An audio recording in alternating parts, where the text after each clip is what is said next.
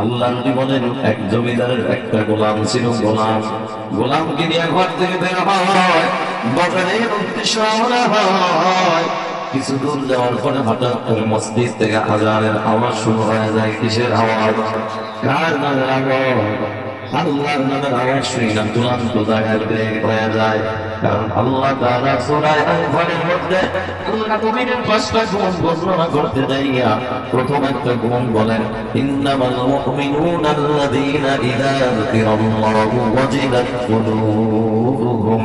সত্যিকার মুমিনের এক নম্বর গুণ হলো, মুমিন যখন আল্লাহর নামের আওয়াজ শুনবে সাথে সাথে দিলের মধ্যে একটা কম্পন সৃষ্টি হয়ে যাবে।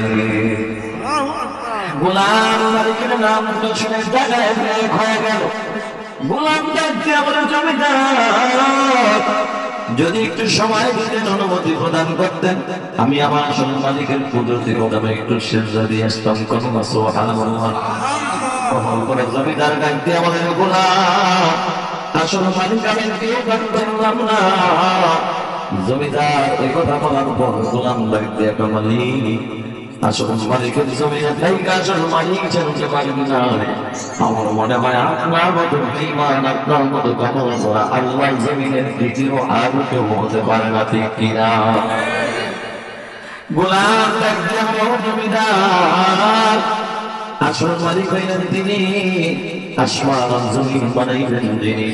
আসল মালিক হইলেন তিনি, চন্দ্র সূর্য বানাইলেন যিনি। আসল মালিক হইলেন তিনি, আমার মতো গোলাম আর আপনার মতো জমিদারকে বানাইলেন যিনি, তিনি হইলেন আসল মালিক আমার আল্লাহ। গোলাম মালিকের পরিচয় দেওয়ার পর জমিদার ডাক দিয়ে বলে, গোলাম যাও যাও, সময় দিলাম, অনুমতি প্রদান করলাম, তবে সময় বেশি নষ্ট করবো না। ও নারায়ণগঞ্জের মুসলমান, ও হরিবার এলাকার মুসলমান, কেন তো তোরের মুসলমান, আমি জানতে চাই ওই মালিক আল্লাহ দেওয়া সময়টা মালিক আল্লাহ আমি যদি কেউ কাটায়, বলেন তো সময়টাকে নষ্ট হয়? না না, সময় নষ্ট হয় না। কারণ আজকের এই কোরআনের ময়দানে যারা হায়াতের জিন্দেগীর সময়টাকে এই কোরআনের ময়দানে জান্নাতের বাগানে হাজির হয়েছে, কত বাংলার সময় আপনার নষ্ট হয় না। আবার আপনার মতো কত ভাই এখনো চার দোকানে বসে বসে টিভির দিকে তাকিয়ে আছে। কেউ বা দুনিয়ার গান দিয়ে ব্যস্ত, কেউ বা দুনিয়া শয়তানের দোকায় পায় গুনাহের কাজে লিপ্ত। ও বাবা, যে বান্দা শয়তানের দোকায় পায় গুনার কাজে লিপ্ত, আর আপনি যে বান্দা এখানে হাজির হলেন, দুইজনের সময় কিন্তু একভাবে করতেছে না। যারা আল্লাহর গোলামিতে কাটায়, যারা নামাজ পড়ে কাটায়, আল্লাহর কালাম তেলাওয়াত করে কাটায়, যারা হায়াতের জিন্দেগীর সময়টা আল্লাহর জিকির করে কাটায়, এদের সময়টা নষ্ট হয় না, নষ্ট হয় না। বরঞ্চ যত মিনিট যায়, যত সেকেন্ড যায়, বান্দা ততই জান্নাতে দিকে আগায় যায়।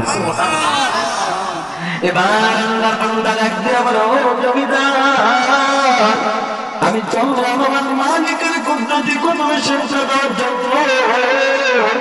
গোলাম মালিকের অর্ডার পাইয়া রওনা হয়। এবার মালিকের কুদরতি কদমে সিজদা দিবার যায়। জমিদার আছে, জমিদার দায়িত্ব পারে না, কিন্তু গোলাম তো চলে গেছে।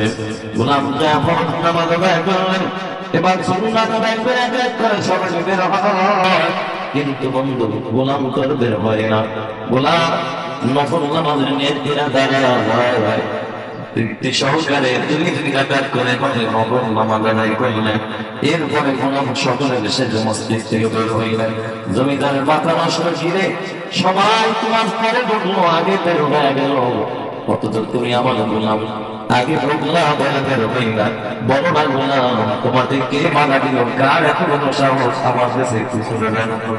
গোলাম ডাক দিয়ে বলেন, জমিদার ইয়ার কোনো বলবে করে করলাম হবে না, কে আমার কি টাকা দিচ্ছে জানো? বলে গোলাম বল লাগে তোলে বারো দিছে। গোলাম ডাক দিয়ে বলে, জমিদার আপনার মতো কখন করা জমিদারকে যে বাদী তার ঘর মসজিদ পর্যন্ত যাওয়ার তৌফিক দান করে না, আমার মতো গোলামকে তার ভালোবাসার জানা পেয়ে তার ঘর মসজিদ থেকে বের হইতে দেয় না।